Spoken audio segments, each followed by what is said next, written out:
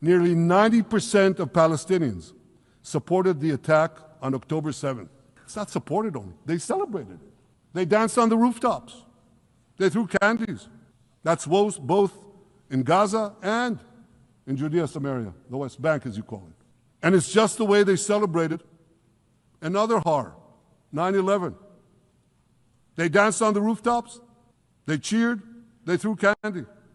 You know what message the leaders who recognize the Palestinian state this week sent to the Palestinians? It's a very clear message. Murdering Jews pays off. Well, I have a message for these leaders. When the most savage terrorists on earth are effusively praising your decision, you didn't do something right.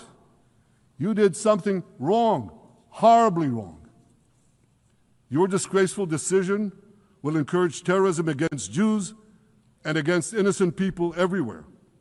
It will be a mark of shame on all of you. But wait a minute, Mr. Prime Minister, they tell me. Wait a minute. We believe in a two-state solution where the Jewish state of Israel will live side by side in peace with the Palestinian state. There's only one problem with that. The Palestinians, they don't believe in this solution. They never have. They don't want a state next to Israel.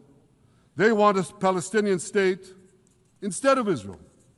And that's why every time they were offered a Palestinian state, but were required to end the conflict with Israel and recognize the Jewish state, every time, over the decades, they turned it down. And that is why every time they were given territory, they used it to attack us. In fact, they effectively had a Palestinian state in Gaza. So what did they do with that state? Peace? Coexistence? No.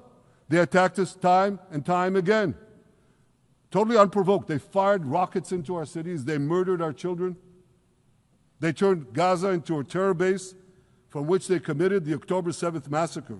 So here's the uncomfortable truth.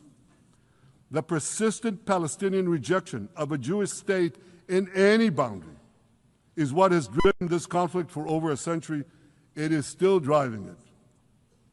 It's not the absence of a Palestinian state. It's the presence and existence of a Jewish state. And I find it amazing, that the foreign chancelleries and the ministries and all those who pontificate about this, and the leaders, how can they not see this basic truth when it is repeated again and again and again ad nauseum?